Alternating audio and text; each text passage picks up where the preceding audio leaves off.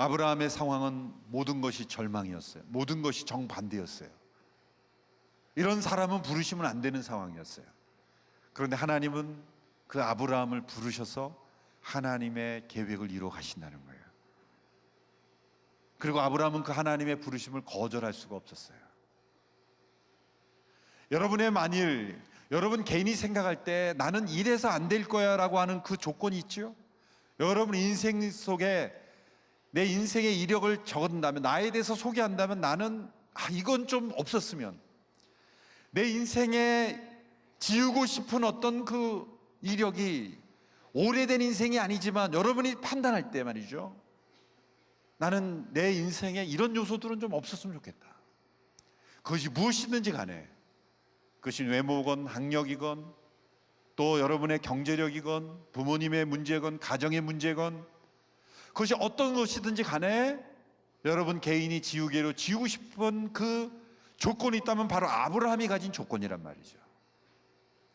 그렇다고 한다면 이 아브라함을 이런 상황 속에서 정반대의 조건으로 부르신 하나님이시라면, 여러분을 부르시는 그 하나님의 부르심은 바로 그 조건 때문에 여러분을 부르실 수 있다는 거예요. 믿으십니까? 안 믿어지시죠? 57명만 아멘 하셨어요. 너무나 안 믿어지는 거예요. 저도 그런 각도로 이 아브라함을 보를 때는 오랫동안 자신을 안 믿어졌어요. 근데 저를 보면서 이 사실이 믿어지기 시작했어요. 왜냐하면 저 개인을 볼 때는 정말 온누리교회 목회자로 쓰임 받을 수가 없는 사람이에요. 동의하시죠? 네, 두 분이 끄떡거리십니다. 아주 정확하게 보신 거예요. 있을 수가 없는 일이죠. 아무리 생각해도. 개인의 저를 살아온 인생을 생각해 보면 조건을 갖춘 저는 아니라고 봅니다. 인간적인 생각으로는. 더군다나 제가 청소년 때 제일 부르심을 받기 전에 제일 제가 하기 힘들어하는 게 뭐였는지 아십니까? 다른 사람 앞에서 말하는 거였어요. 안 믿으시죠? 요즘 시간이 없어서 못해요. 다른 사람 앞에서 말하라 그러면 얼어붙어서 하여튼 사람 많은데 이렇게 가면은 30분에 코피 나오고 막 이렇게 그랬어요. 힘들어했어요, 제가. 그래서 성령 안에 있지 않으면 이렇게 많이 모이는데 못 와요. 이렇게 특별히 여자들이 많은데 이렇게 잘 못 쓰는구나. 제가 소심해요. 보기보다 제가 좀 마음이 야려요. 그래서 이렇게 수많은 사람들 앞에 설교를 하고, 이거 제 정신이 아니에요, 제가 지금. 제 인간적인 어떤 인성을 생각하면 이건 있을 수 없는 거예요. 이게 선천적으로 말하기를 좋아하고 말할 저 아닙니다. 전 분명히 제가 알아요. 제가 얼마나 이렇게 내성적이고, 제가 보기보다 내성적이에요. 원래 성격이. 사람들 앞에 이렇게 서기는 거 싫어하고, 저는 가급적이면 설교도 좀 어떻게 안 했으면 좋겠을까, 그런 생각이에요. 어떻게 하면 좀 안 할까. 근데 직작상 안 할 수는 없고, 하나님 부르심이니까 해야 되고, 그러면 어째 힘들어요. 근데 하면은 또 하나님께서 부어주시는 게 있어요. 그래서 저는 알죠. 이게 내가 제정신으로 하는 게 아니라는 거. 말씀을 전할 때나 이럴 때는 제가 내 능력과 지혜로는 할 수 없는 거예요. 어떤 때는 설교하다가 하나님께 불러주시는 것 같아요. 공중에 단어가 떠 있는 것 같고, 도대체 무슨 말씀을 전해야 될까? 말씀이 막히는 것 같은데 단어들이 둥둥 떠다니는 것 같아요. 그걸 보고 그냥 따라하면 되는 거예요. 하나님이 프롬프트를 앞에 이렇게 적어주시는 것 같아요. 그러니까 저는 분명히 알죠. 이건 내 능력으로 전하는 게 아니다. 부르심에 순종했을 때 하나님이 주시는 것이지, 내가 잘나서 이건 이렇게 어떤 분석 능력이 탁월해서 저는 절대 아닙니다. 오늘도 없잖아요. 원고도 없잖아요. 지금 제가 자신 있어서 안 가져온 게 아니라 시간이 없어서 하나님께서 부어주시는 거, 하나님의 능력으로 하는 것이구나. 저는 그 부르심이라는 거를, 그 작은 거 하나만이라도 생각해 보면 하나님의 부르신 전과 후가 분명히 차이가 있다는 거예요. 하나님의 부르심인가 아닌가를 확인할 수 있는 것은 뭐냐면, 내가 만일 포기하고 싶어서 포기할 수 있다는 부르심이 아니에요. 하나님의 부르심은 포기할 수 없습니다. 포기되어지는 것은 하나님의 부르심이 아닐 가능성이 많아요. 하나님 부르심 포기 안 됩니다. 하나님 주신 꿈도 마찬가지 포기 안 됩니다. 하나님의 부르심도 내가 거절하면 거절할수록 더 강하게 나타나요. 요나가 하나님의 부르심, 니느웨로 가라는 하나님의 부르심을 거절하고 다시스로 갔을 때 어땠어요? 막 사건이 일어나는 거예요. 풍랑이 일어나고 뭐 바다에 빠지게 되고 물고기 뱃속에 들어가고, 이 부르심을 거역하면 거역할수록 계속 사건이 일어나요. 계속 사건이 일어나요. 여러분이 만일 여러분이 하나님의 부르심인 것 같은데 다른 선택을 했을 때 뭔가 계속 상황이 막 일어난다는 것은 지금 하나님이 여러분을 뒤쫓고 계시다는 거예요. 저는 대학을 졸업하고 이제 신학대학원에 입학하고 대학 2학년 때 하나님의 목회자로 부르심을 분명히 받았어요.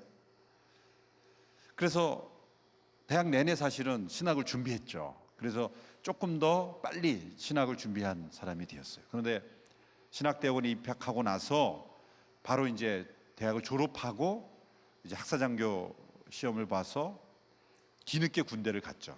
그러니까 신학대학원에 반학기 공부를 하고 이제 그 군대를 간 거죠. 휴학을 하고. 근데 몇 년 군 생활을 하면서 하나님의 소명감이 점점 흐려지는 거예요. 그처럼 분명했던 하나님의 부르심인데 너무 교회 안에 이런 좋지 않은 모습을 본 어릴 때의 충격, 목사님이 권사님한테 멱살 잡히고 끌려가는 모습이 막 떠오르질 않나, 막 그런 어릴 때의 그 충격이 너무 심각하게 남아 있어가지고 트라우마죠. 그래서 그냥 조용히 신앙생활 하고 싶었어요. 나는 이 목회자 안 되고 그냥 평안하게 그냥 신앙생활 성도로서 하고 싶다. 그래서 직장 알아보고 이렇게 취업을 해놓고 아무도 모르게 그러고 있던 거예요. 그래서 서랍 속에 취업 원서를 맨 밑에 누가 볼까봐, 사실 아무도 보는 사람 없는데, 꼭 하나님을 피해 도망가는 사람은 꼭 뭔가 숨겨요. 숨기려고 그러고 하나님이 못 보시 모르시는 것 같아 착각하는 거죠. 다 보고 계신데. 그래서 그렇게 선택을 해서 신대원으로 복학 안 하고 이제 직장으로 가려고 했던 거 다 준비도 해놨어요. 다 한 군데 취직도 되고 다 준비해놨어요. 이제 몇 개월 후에 이제 군에서 나갈 그 시점만 기다리고 있었을 때예요. 근데 갑자기 제 목에 그 몇 개월 안 남았는데 이렇게 목이 부어오르기 시작하는 거예요. 점점점 하루 이틀 지나면서 점점점 이게 커오더니 예전에 그 저 북한에 계셨던 김모라는 분하고 똑같은 사이즈가 돼서 혹이 이렇게 생긴 거예요. 아니 이상한 일이 생긴 거예요. 이게 목에 이렇게 큰 혹이 붙어 있는데 너무 흉한 혹이 이렇게 부어 있는 거예요. 이 도대체 웬일인가 생각을 해서 군의관에게 물어봤더니 이제 정밀 검사했더니 큰 물혹이 갑자기 부풀어 오른 거예요. 원인은 모르겠대요. 근데 이렇게 갑자기 불어오는 경우가 없는데 아주 이상한 사건이 생긴 거예요. 그래서 그 국군 통합병원에 수술하려고 그러는데 젊은 군의관들이 서로 수술을 안 하겠다는 거예요. 이거 괜히 위험한 부분 목 쬐다가 어떻게 되면 어떡하냐 그래서 막 피하고, 그래서 그 저희 연대 군의관이 이런 사람한테 하면 안 된다고. 그래서 이제 바깥의 병원, 민간 병원에서 하고 자기가 외과 의사니까 자기가 직접 같이 수술해 주겠다고. 그래서 병원을 물어서 이 군의관이 아는 병원을 수소문해서 그 병원을 찾아갔는데 그 군의관 차를 타고 가는데 점점점 이거 어디서 많이 보던 데인데, 어디서 많이 보던 데인데, 간 곳이 병원이 어디냐면 제가 입학했던 신학교에서 몇 정거장 떨어진 그 병원이에요. 제가 신학대학원 다니던데 늘 지나다니던 그 골목에 있는 병원이에요. 그 많은 대한민국의 병원 중에서 왜 하필 나를 그 병원으로 끌고 갔을까? 나는 이제 신학교는 다 잊어버렸다고 생각하고 자유했다고 생각하는데 그 병원에 가까이 가는 순간 하나님이 저를 지금 다시 잡아당기고 있다는 거예요. 물혹을 만드셔서 그 물혹을 잡고 저를 끌고 가시는 거예요. 그리고 칼을 대셨어요. 칼을 대셨어요. 보름 동안 그 병원에 누워 있는 순간 하나님이 부르심을 다시 확인하게 됐어요. 내가 도망가려고 그랬구나. 그래서 제 목에 보면 이 칼자국이 있어요. 그래서 어떤 분은 오해해요. 과거에 혹시 조폭 출신 아니냐고. 근데 그 외과 군의관 의사가 너무 수술을 정교하게 잘해줘서 잘 몰라요. 가까이 보면 보이지만 멀리 보면 그냥 주름인 줄 알고 잘 몰라요. 이 목에 하나님이 이게 보이는 상처를 남겨두신 이유가 뭘까요? 너 까불면 이쪽에도 칼이 들어올 줄 알아. 항상 이쪽을 조심하고 살아야 되죠. 언제 칼이 날라올지 몰라요. 혹시 제가 이쪽에 칼 맞은 흔적이 있으면 부르심을 거역하고 있다고 생각. 그래서 하나님이 부르심 가운데 다시 들어오게 됐어요. 제가 다시 들어오게 됐어요. 그 다시 들어왔을 때 이제 한 목사님을 만나서 온누리교회로 오게 된 거예요. 사실은 그 직후에 저는 그런 부르심을 거역했을 때 이렇게 부정적인 상황이 일어나는구나. 근데 순간적으로는 부르심을 거역했을 때 잘 되는 것처럼 보일 때도 있어요. 요나의 경우를 보면 이 니느웨를 거부하고 다시스로 가려는데 마침 배가 왔다 그랬어요. 마침 부르심을 거역해서 순간 뭐가 풀리는 것처럼 보여요. 근데 계속 있어 보면 부정적 상황이 일어나는 거예요. 하나님의 부르심은 우리를 완전히 끌고 가십니다. 다른 옵션이 없어요. 다른 선택의 여지가 없어요. 이거 해보고 저거 해보고 안 되니까 이게 부르심이라고 자기가 만드는 건 안 돼요. 자기가 하고 싶은 대로 가야 돼요. 그런데 하나님이 막으실 때인 건 부르심이 다른 거죠. 목회자가 되겠다고 가끔 찾아와서 상담하는 분들이 있으면 제가 그런 질문합니다. 몇 %인 것 같냐 하나님의 부르심이. 약간 트릭 있는 질문이에요. 여기 있는 분은 절대 나한테 상담 안 오겠죠. 그래서 하나님 몇 % 부르신 것 같다면 어떤 분은 80%예요. 어떤 분은 90%예요. 그렇습니까? 그러면 10%로 가십시오. 20% 가십시오. 왜냐하면 그건 부르심이 아니거든요. 하나님의 부르심은 완벽하게 100% 이상의 부르심이에요. 나를 압도하는 부르심이에요. 그 길이 아니면 안 되는 부르심이에요. 순간순간 때로는 어떤 직장으로 그렇게 부르실 수가 있고, 어떤 사람으로 부르실 수가 있고, 어떤 상황으로 우리를 부르실 수가 있고, 어떤 가정의 상황 속으로도 부르실 수가 있어요. 여러분이 사는 지역으로도 부르실 수가 있어요. 이게 순간순간 거절할 수 없는 하나님의 부르심 가운데 거할 때 우리는 하나님의 인도를 받게 되고, 그 하나님의 인도하심을 따라 우리가 하나님의 섭리를 깨닫게 되고, 하나님의 섭리 가운데 하나님의 선택과 계획을 깨닫게 되고, 그 가운데 계신 하나님의 주권을 우리는 발견하게 되는 거죠. 자, 아브라함을 하나님이 부르셔서 이 약속을 볼 때는, 아브라함이 인간적으로 볼 때는 이거는 있을 수 없는 일이고 받아들일 수 없는 거죠. 그렇죠? 아니, 아내가 자식을 낳을 수 있어야 뭐 큰 민족이 되든가 말든가 하죠. 그 먼 이주를 통해서 왔는데 가나안 땅이 나에게 주어지겠어요? 창대게 된다는 거, 창대해야 된다는 거 있을 수 없는 일이에요. 인간적인 조건으로는 전부 믿을 수 없는 약속이에요. 그런데 창세기 12장 1절 3절의 말씀을 보면 하나님께서 반복하시는 단어가 있습니다. 그게 뭘까요? 한번 1절에서 3절까지를 다시 읽어볼까요? 우리말 번역으로 같이 읽어보겠습니다. 시작. 여호와께서 아브라함에게 말씀하셨습니다. 내 고향, 내 친척, 내 아버지의 집을 떠나 내가 내게 보여주는 땅으로 가거라. 내가 너를 큰 민족으로 만들고 내게 복을 주어 내 이름을 크게 할 것이니 내가 복의 근원이 될 것이다. 너를 축복하는 사람에게는 내가 복을 주고 너를 저주하는 사람에게는 내가 저주하리니 땅의 모든 족속이 너를 인해 복을 받을 것이니라. 여기 보면 우리말 성경 번역에서는 약간 미흡한 점이, 이 본문에서 가장 반복된 단어가 있다면 그것은 내가라는 단어예요. 내가. 전혀 중요하지 않은 단어인 것 같죠. 여러분, 문장을 쓸 때 인칭대명사를 많이 쓰는 문장이 좋은 문장입니까? 적게 쓰는 문장이 좋은 문장입니까? 그렇죠? 적게 쓰는 문장이 좀 세련된 문장이죠. 그렇죠? 이 문장으로 보면 아주 세련되지 못한 문장인 거예요. 히브리적으로 보면. 내가 6번을 반복해요. 우리말 번역에서는 4번을 했는데 다른 번역은 어떻게 되는지 모르겠어요. 그러니까 이 우리말로 번역할 때도 내가가 너무 많이 나오니까 이거 조금 줄이자고 줄인 거예요. 근데 그 줄이면 안 되는 거였어요, 사실은. 왜? 그게 강조하는 것이었기 때문에요. 성경을 기록한 저자가 그걸 몰라서 지금 이거를 안 기록 안 한 게 아니라 하나님께서 내가 하겠다. 왜 이 내가를 강조했을까요? 아브라함의 마음속에 이런 의심이 들었겠죠. 이게 과연 될까? 그 약속을 들었을 때 이거 될까? 이게 뭐지? 그럴 때 하나님이 하신 말씀이 내가 한다, 그 말이에요. 내가 한다. 너 신경 쓸 거 없어. 나의 전능하신 능력으로, 나의 주권으로, 나의 선택으로, 나의 인도하심으로, 나의 섭리로 너를 부른 내가 이루어질 것이다.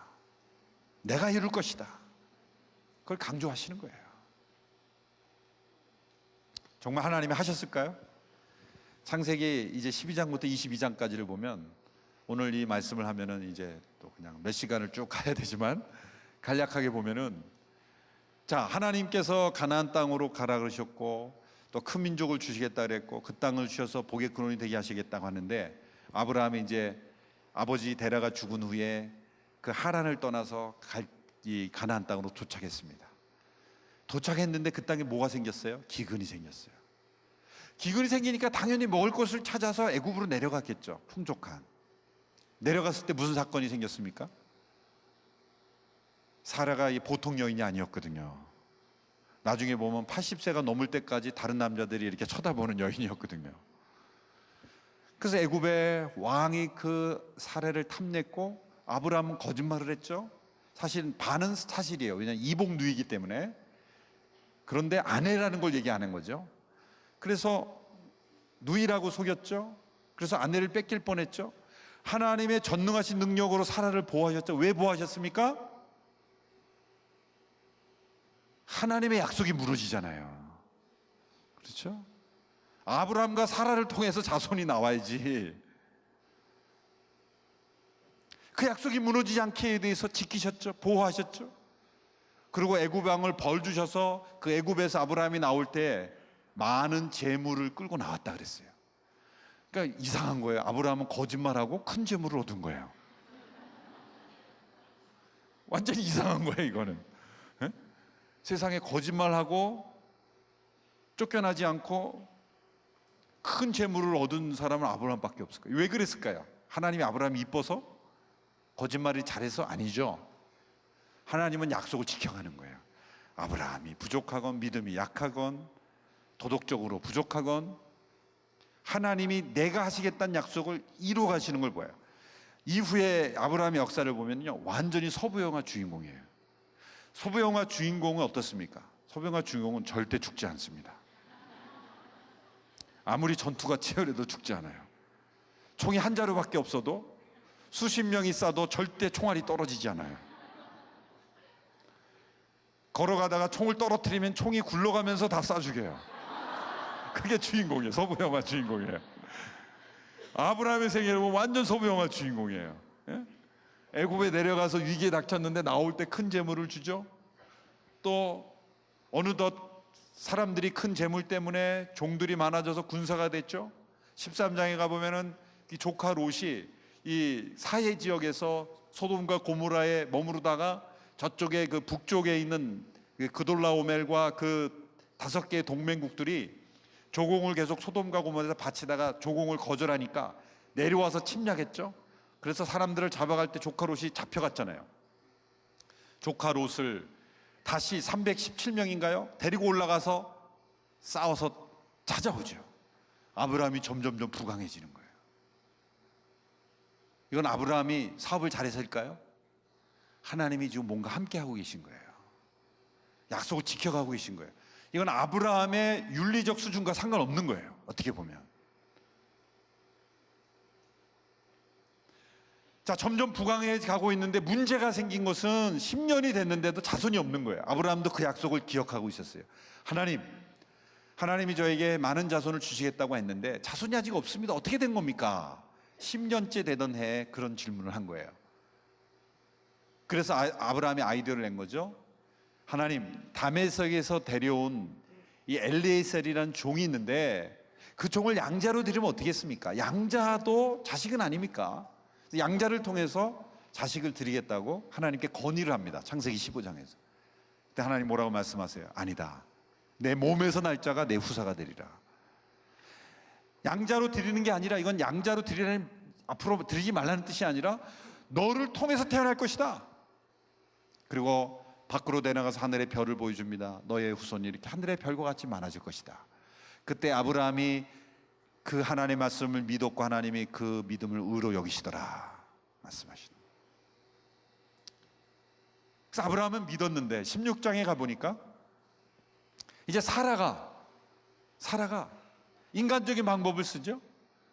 그래서 인간적인 방법으로 여종을 드리는 그런 방법을 한 거예요. 아브라함이 보면요, 인간의 이 죄악을 볼 수가 있어요. 하나님께 묻지도 않아요. 아내가 여종을 드립시다 그러니까 오케이 그러고 드리는 거예요. 이 인간의 죄악상을 보여주는 거죠. 그래서 이스마엘을 낳잖아요. 근데 하나님께서 17장에 가보면 아브라함의 나이가, 이스마엘의 나이가 13세대, 13년이 또 지난 해에 하나님이 아브라함에 나타나셔서 나는 전능한 하나님이다 말씀하세요. 왜 하나님을 전능한 하나님이라고 소개할까요? 그 아브라함과 사라의 행동이 하나님을 전능하지 못한 분으로 만들었다는 거예요. 너는 내 능력이 왜 전능하지 못하다고 하나님이 그냥 연달아서 말씀하시면 얼마나 좋을까요? 그렇죠? 12장에서 한꺼번에 다 그냥 해결하시면 얼마나 좋아요. 애도 낳고 그냥 땅도 주시고 한 번에 다 끝내기를 원하는데 하나님은 10년, 15년 이렇게 우리의 삶을 그렇게 천천히 인도하시는 것 같아요. 왜 그럴까요? 우리의 믿음을 연단하시는 거예요. 정말 하나님이 하셨다라고 고백할 때까지 25년을 하나님이 기다리신 이후에 하나님이 이렇게 아브라함에게 말씀하십니다. 내년에 24년째 되는 내년 명년 이맘때 내게 아들이 있으리라. 그러니까 아브라함은 속으로 사실 웃었어요. 그런데 사라는 속으로 웃었을 뿐만 아니라 비웃었어요. 왜? 본인이 본인을 너무 잘 알잖아요. 아이를 낳을 수 없는 나이에 이제 아브라함은 100세, 본인은 뭐 완전히 히브리서에 보면 죽은 몸과 같은 상태다 그랬는데, 그러니까 비웃은 거예요. 하나님의 약속에 대해서 아주 가증스러운 비웃음을 지은 거죠. 하나님 말씀하십니다. 내가 왜 웃느냐 그랬더니 안 웃었습니다. 그랬더니 너 웃었다. 너 웃었어. 그 비웃음을 보시는 거예요. 그 비웃음을 하나님이 어떻게 바꾸시냐면 20장에서 그 말씀대로, 그 약속대로 권고하사 사라가 아들을 낳은 거예요. 근데 아들을 낳는데 이름을 뭐라고 줬어요? 하나님이 너를 웃게 하시다. 웃게 하시다. 이삭이라는 게 이츠학이에요. 이츠학이랑 약간 의성어거든요. 입을 쫙 벌리고 이츠학. 입을 쫙 벌리고 웃는 의성어 비슷한 거예요.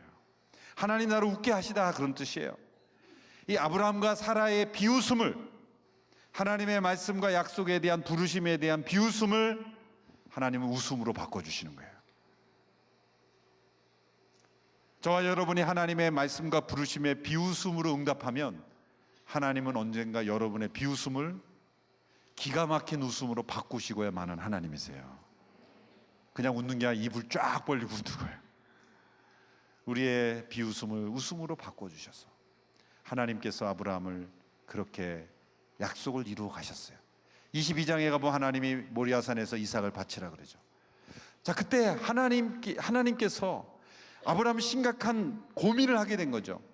지금 하나님이 주신 약속대로 이삭이 태어났는데 그 이삭을 바치라고 하니 이건 어떻게 된 것인가? 여기서 고민한 거예요. 지금까지는 보면 하나님이 전부 약속을 주셨어요. 내가 이렇게 하면 이렇게 해줄 것이다, 이렇게 하면 이렇게 해줄 것이다, 다 약속을 줬어요. 그런데 그냥 이거는 바치라고 끝, 거기서 끝나는 거예요. 그때 아브라함은 생각할 수밖에 없었어요. 지금까지 하나님의 약속을 신실하게 부르신 대로 인도하셨고 이루셨다면 이삭을 바치라는 그 하나님의 부르심에 내가 순종하면 하나님은 이삭을 다시 살리실 것이다. 사도행전과 히브리서를 보면 아브라함이 어떻게 이삭을 바칠 수 있는가를 이렇게 생각해요. 이렇게 말씀하고 있습니다. 아브라함은 도저히 불가능한 중에 얻은 아들을 받은 그 체험 때문에 그 약속으로 말미암으리라고 하신 그 자녀를 바치라고 하셨으니 저를 죽일 때 바칠 때 하나님이 도로 살리실 줄로 생각했다 그랬어요. 아브라함은 부활의 신앙으로 이삭을 바친 거예요. 그래서 아브라함의 믿음이 완성되는 거예요. 여러분, 그 이후로 아브라함, 이삭, 야곱 그 후손들을 통해서 그리고 이스라엘이라는 민족을 통해서 하나님이 한 사람 아브라함에게 주신 부르심이 얼마나 그대로 이루어졌는가를 보여주는 것이 창세기의 역사입니다. 하나님이 저와 여러분을 부르셨을 때 그 부르심은 반드시 하나님이 그 부르신 대로 이루시고야 마시는 겁니다. 그럼 우리 인생의 최고의 비전은 뭐가 될까요? 하나님의 부르심이 곧 나의 비전이 되어야 되는 거예요. 하나님의 약속이 나의 사명선언이 되어야 되는 겁니다. 여러분, 대학 청년부의 영적 리더십으로서 우리 개개인이, 저와 여러분이 이 하나님의 부르심을 민감하게 듣는 여러분들이 되기를 바랍니다. 귀 기울여 들으시기를 바랍니다. 맨하탄의 그 시끄러운 거리를 어떤 사람이 지나가는데, 한 곤충학자가 지나가는데 그 차가 지나가고 빵빵거리고 그 사람들이 하는데 그 곤충학자가 가만히 있어 보라고, 여기 어디에 귀뚜라미 소리가 들린다는 거예요. 보통 사람에게 들리지 않는 그 귀뚜라미 곤충 소리가 이 곤충학자의 귀에는 들리는 거예요. 왜 그럴까요? 이 선택적 지각이라는 말이 있어요. 사람은 자기가 듣고 싶은 것만 선택해서 듣는다. 지금도 여러분들 보면 제가 이렇게 말씀했지만 듣고 싶은 것만 들어요. 다 듣는 게 아니에요. 내가 듣고 싶은 것만 가려서 듣는 습관이 있어요. 우리 마음속에는. 뭐 그렇지 않다고 그러지 마세요. 저도 그러니까. 다 듣고 싶은 것만 듣는 거예요. 사람은 들리는 대로 지각하는 게 아니라 내가 받아들이고 싶은 것만 듣는다는 거죠. 놀이터에서 수많은 아이들이 떠놀고 시끄럽지만 아기의 엄마 속에는 자기 아이의 울음소리는 들리는 법이에요. 들리는 법이에요. 왜 그럴까요? 사랑하기 때문에, 관심이 있기 때문에, 귀 기울이기 때문에 들리는 거예요. 이제 여러분 가운데 이제 결혼해서 자녀를 낳아보면은 아기가 막 울어요. 그러면은 아빠들은 도대체 이게 용변을 봐서 우는 건지 배가 고파서 우는 건지 몰라요. 구별이 안 돼요. 근데 엄마들은 알아요. 얘 배고픈 거다. 얘 쉬야했다. 그걸 구분해야 되니까요. 자녀들이 늦게 들어오면요, 아빠는 그냥 편히 잡니다. 근데 엄마들은 깨요. 그 문소리에 깨는 거예요. 나는 아이들이 몇 시에 들어왔는지 기억이 안 나요. 그 어머니의 세심한 귀 들리는 거예요. 하나님의 음성이, 하나님의 부르심이 안 들립니까? 관심이 없기 때문이죠. 귀를 기울이지 않기 때문이죠. 지금도 여러분, 지금 제 목소리만 들리는 것 같고 그렇지만 지금도 수많은 전파가 지나가죠. 여기에 라디오 안테나를 갑자기 딱 키면 갑자기 엄청난 소리가 흘러나오죠. 들리지 않았던 소리가 왜 들려나옵니까? 안테나를 켰기 때문에요.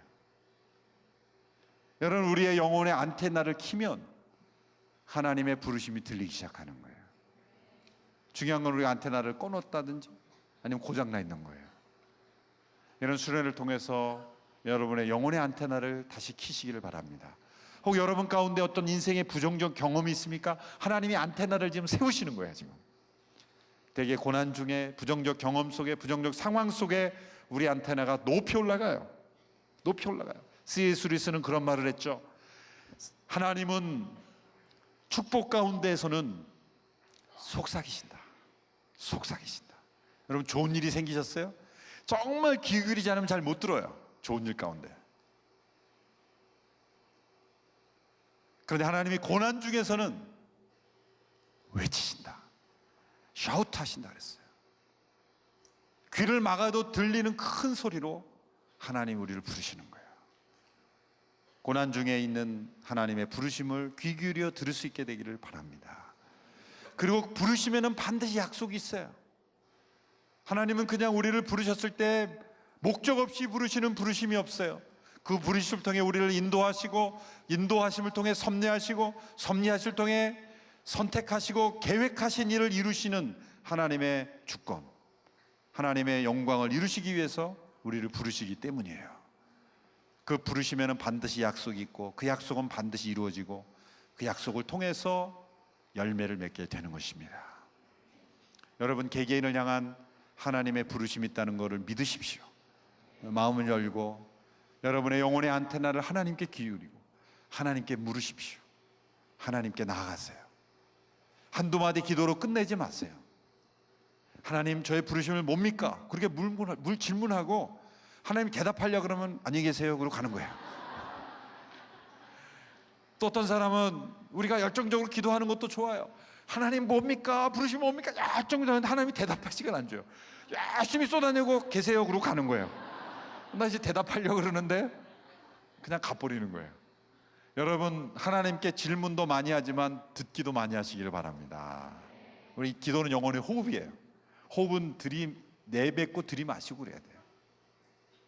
하나님의 그 부르심을 듣고 귀 기울이고 우리가 그 부르심 가운데 온전히 순종하며 걸어갈 수 있게 되기를 바랍니다. 처음에는 그게 잘 구별이 안 되는 것 같아요. 염려하지 마세요. 갓난아이가 걸을 때 처음부터 씩씩하게 뛰어다니면 이상한 거예요. 하나님 다 아세요. 우리의 영혼에 그 하나님을 향한 간절함을 나가면 어린아이가 옹알이를 할 때 저게 뭔지를 엄마가 아는 것처럼 하나님은 다 아신다니까요. 하나님은 그 언어로 우리에게 말씀해 주세요. 옹알이 하는 단계에서 옹알이로 말씀하세요. 그리고 체계적인 문법으로 대화할 때는 체계적인 문법으로 말씀하세요. 걱정하지 마세요. 하나님은 다 우리의 삶을 알고 계시고 보고 계십니다. 하나님의 거룩한 부르심을 듣고 순종하고 그 약속이 여러분을 통해서 이루어지는 복된 삶이 되기를 주님의 이름으로 축원합니다.